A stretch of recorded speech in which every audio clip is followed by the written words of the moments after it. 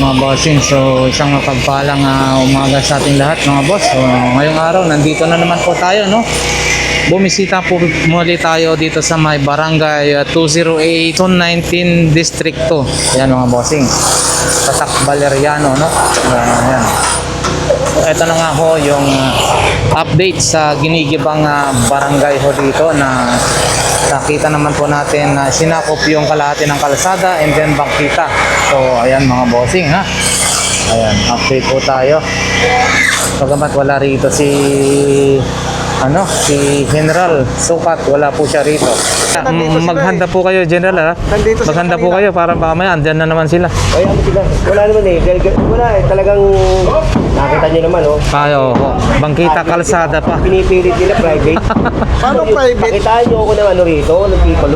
Oh, ayan, mga boss.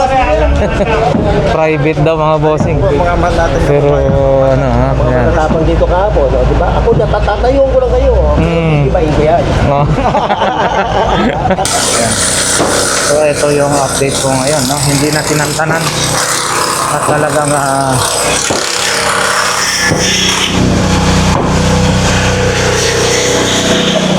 ito yan, no? Mga bossing, bika talagang hindi na tinantanan.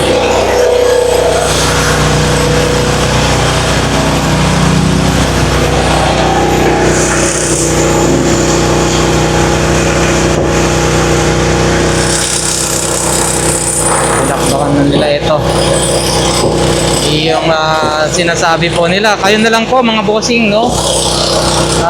Kayo na lang mga boss ang humusga po, no? So ayan, kayo nang humusga kung ano po talaga ang ano po dito, So ito po, dito po tayo sa may bangketa, no? Kung nakikita nyo yung yellow line, yun yung pinakakalsada. So ayan po yung napatayong barangay hall. Bagamat sabi po nila ito po ay matagal na ho ito, no? Sabi nila mga ano dito na ibang mga residente ay bata pa lang daw sila, andyan na po yung existing na barangay hall. And then sa katagalan paglipas ng mga panahon at ito nag-extend sila, nag-renovate na extend at nilakihan nga ho yung barangay hall hanggang sinakop na yung kalahati. So kayo na ho mga boss kung ang humusga kung ano nga ba, tama ho ba yan o ano po sa palagay ninyo po mga bossing, no? So ayan, hindi po, not sure po, hindi ko po sigurado yung budget yata ho nito ay sabi po more than 9 million, 9.1 million yata. Ayan, hindi ko sure pero yun po yung naririnig po natin, 9.1 million. So sayang, no? Nasayang hanggang third floor. Ayun, no, yung existing na barangay hall. So nag-extend na lamang ito nung ni-renovate nila. Ayan mga boss.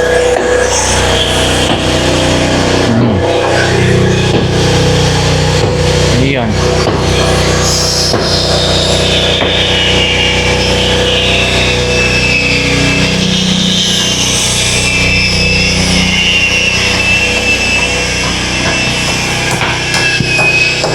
Ayun, no, hanggang third floor yun mga bossing, ano. So ayan, talagang hindi na yan natatantanan at yan ang utos ng ating city government dito sa Maynila, no. So yung mga obstruction, no, yun, no.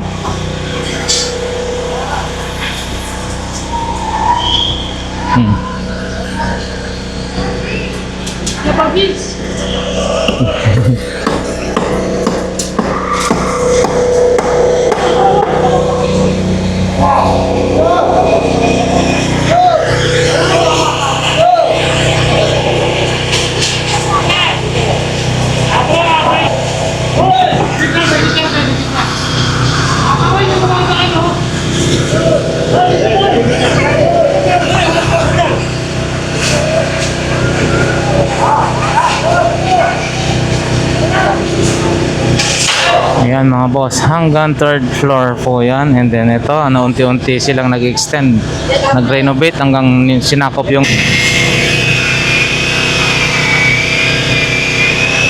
So abutin pa po ito mga bossing ng ilang araw, no, bago tuluyan talagang bumagsak ito. Kasi mataas-taas pa po, oh.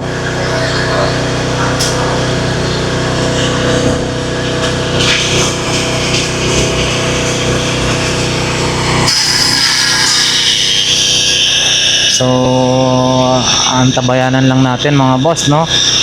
Sa mga susunod, bali mag-update lang po muli tayo rito. Muli nating babalikan kung ano yung magiging update dito sa Barangay 208. So, yan, no? Malaki po yun. Naging extension doon, no?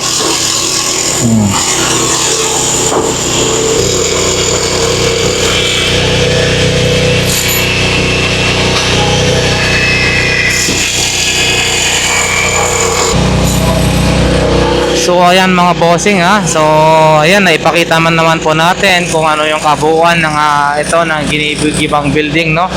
So mga boss, kayo na po ang bahalang humusga kung ano ba talaga, tama ba o mali. Nasa pangkita, kalsada, okay lang ho pa yan. So ayan mga boss, bali ito ay magdudugtong. Itong kalsada na to ay diyan ko, hindi naman to main road, dadugtong na po yan sa ano, LRT na po yan, no. LRT na po yan.